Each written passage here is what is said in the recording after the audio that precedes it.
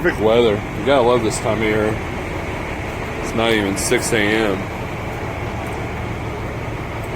It's light out. Let's go around this way. By the way, that's water that I dumped out. Rinsing my coffee mug out. Let's take a look at the sunrise, shall we?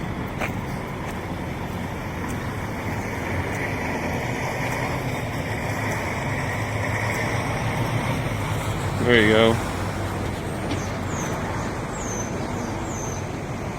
There's something about, there's the truck.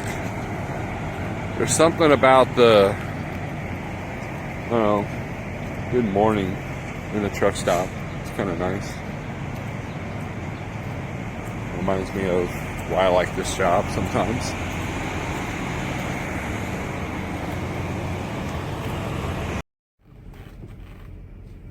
I just got in a fight with my window coverings. Man. Got some good coffee today. Cause I made it.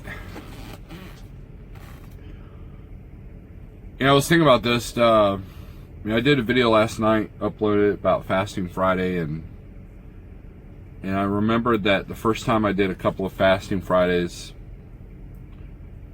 or really was able to kind of look inside myself and what my weaknesses were when it comes to food.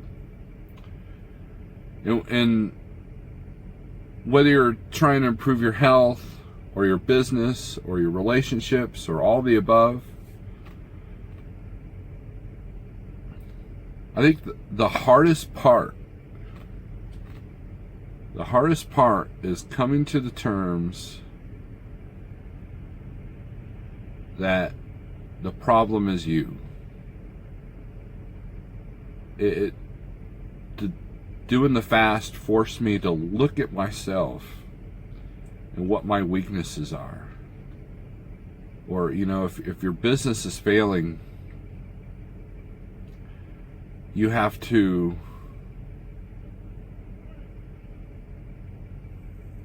look at why. And I think that's a hard pill to swallow for anybody. I think that's why there are studies that show that the brain does not like that. The brain does not like looking at its own weaknesses. So self-improvement, self-change is extremely hard to come by. And you have to look at yourself in a negative light, which is hard to do. You have to sit there and say, what are my weaknesses? And, and if it could be damaging to your ego, it could be damaging to your self-esteem. But, different religions all across the world kind of have something in their book or their studies where you have to look at your weaknesses in order to conquer them, in order to make yourself better. Like Christianity, for example. We're all sinners, right? That's Christianity's way of saying, hey, you have to look at yourself, look at your weaknesses, and make yourself better. It's not a religious discussion, by the way. I was just using that as an example.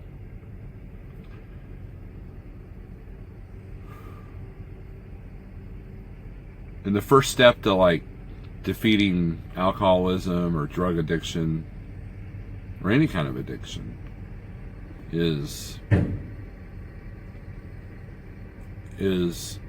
admitting that you have a problem, and that's difficult. With food, it's even more difficult.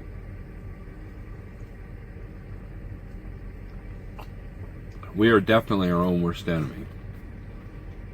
I think I've talked about that before.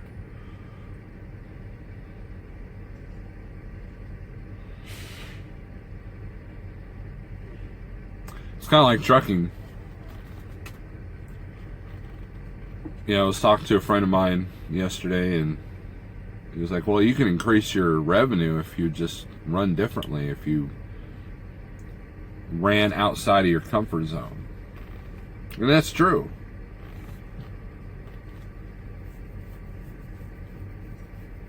And I think there might be a point with the rates and everything that I might have to do that.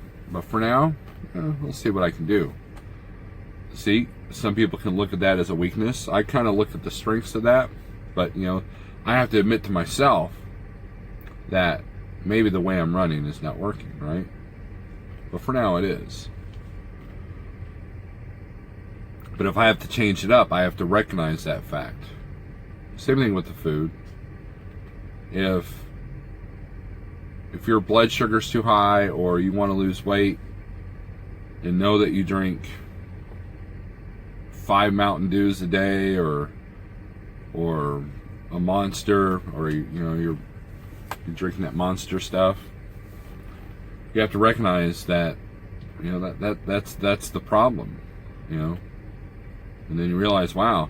And after you try to quit soda or anything else, you realize, wow, I'm kind of addicted to that.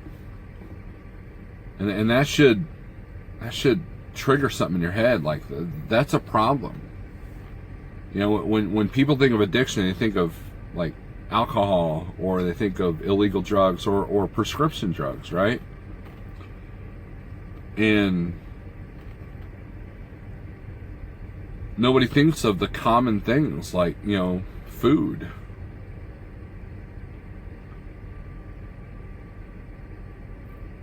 And that should trigger something, that I can't stop drinking this soda. I can't stop not eating. I can't stop eating 5 times, 6 times a day.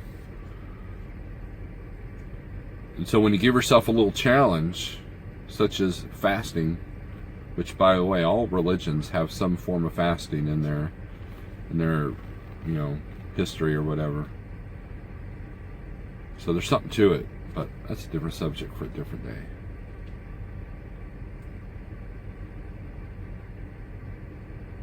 By fasting, I found where my weaknesses were. I tend to snack when I'm sitting at a dock. I tend to snack out of boredom. I tend to snack when I'm going down the road. And at first I replaced those snacks, but I realized that I had to get rid of that habit. So the fasting Friday that Little Viking Coach started made me think, okay, my worst habits, what are they? And I recognize them. And every now and then you got to take a step back to recognize them. But that should trigger something. Like, why would something that's sold at a convenience store or is a part of our culture, like the food, why is that addictive? Why is that?